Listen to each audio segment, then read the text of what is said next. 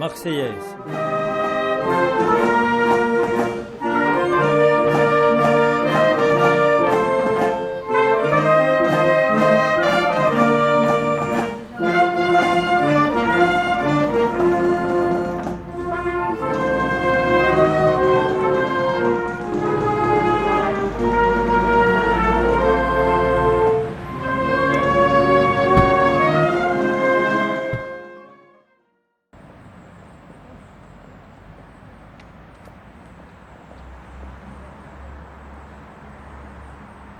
Dépôt de gerbe au nom du souvenir français par Marianne Gouvier et Bernard Étevenot.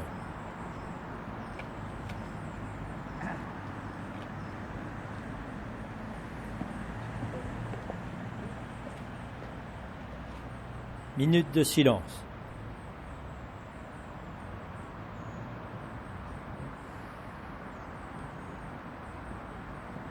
La parole est à Monsieur le maire.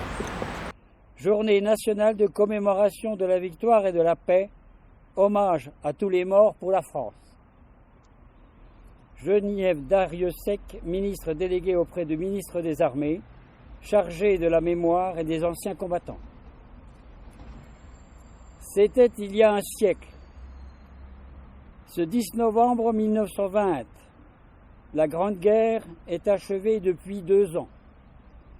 Dans la citadelle de Verdun, Auguste Tin, soldat de 2e classe et pupille de la nation, dépose un bouquet d'œillets blancs et rouges sur le cercueil d'un soldat. Un parmi tous les combattants des Flandres, de l'Artois, de la Somme, du chemin des Dames, de Lorraine et de la Meuse. Un de ces braves, un des poilus qui participa à une interminable guerre, un de ces Français qui œuvra à la tâche incommensurable de la victoire. Un parmi des milliers qui est devenu le soldat inconnu. Le 11 novembre 1920, le peuple de France l'accompagne solennellement sous les voûtes de l'Arc de Triomphe. La patrie, reconnaissante et unanime, s'incline respectueusement devant son cercueil, en saluant la mémoire de tous les soldats morts sous le drapeau tricolore. Quelques mois plus tard, il était inhumé.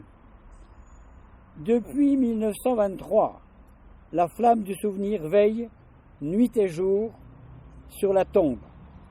Chaque soir, elle est ravivée pour que jamais ne s'éteigne la mémoire.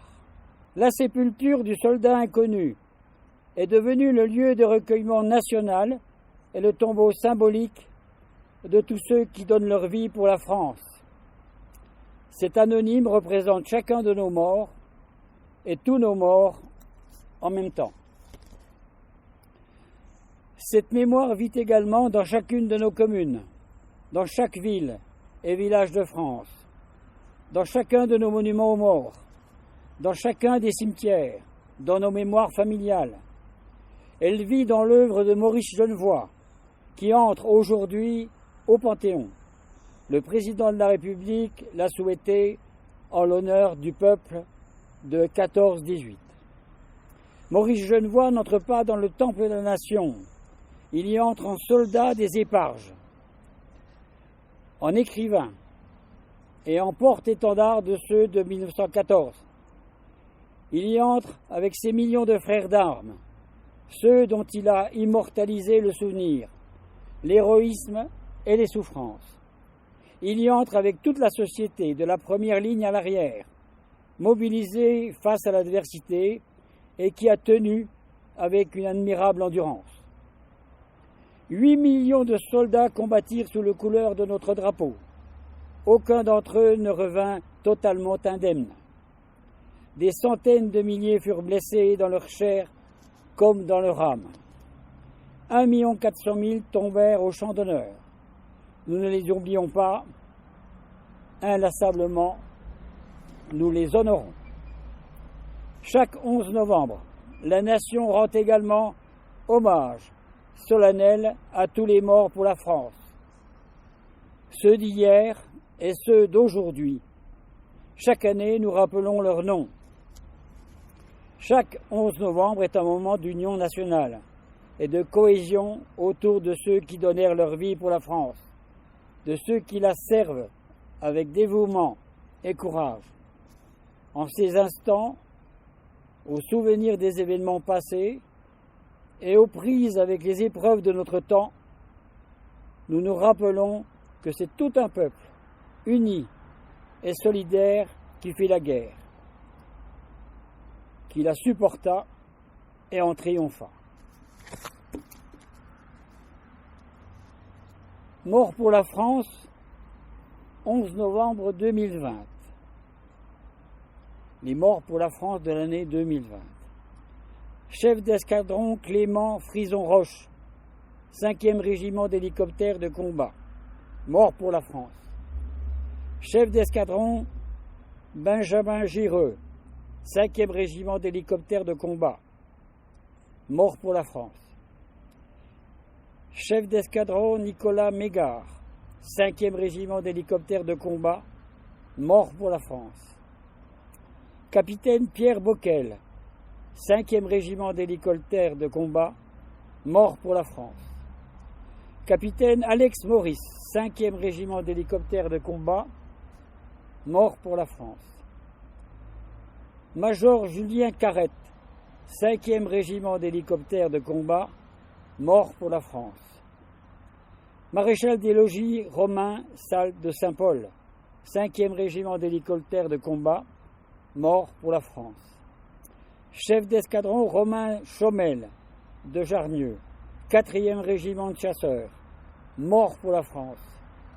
Adjudant Alexandre Frottin, 4e régiment de chasseurs, mort pour la France. Maréchal des logis-chefs Valentin Duval, 4e régiment de chasseurs, mort pour la France. Maréchal des logis-chefs Antoine Serre, 4e régiment de chasseurs, mort pour la France. Adjudant Jérémy Lezy, 93e régiment d'artillerie de montagne, mort pour la France. Adjudant André Jouc, 2e régiment étranger du génie, mort pour la France.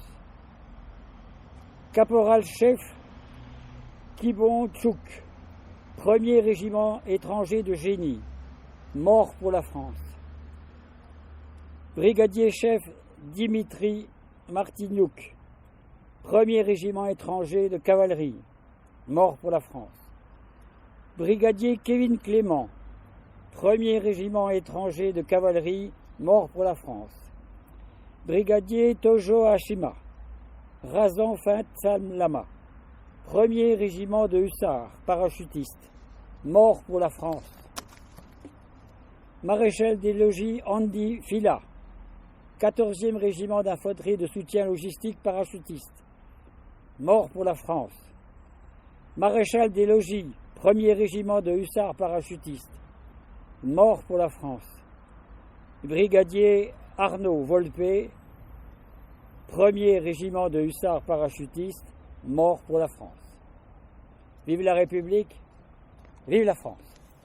Au monument aux morts de Vermondans, une gerbe au nom de la commune a également été déposée.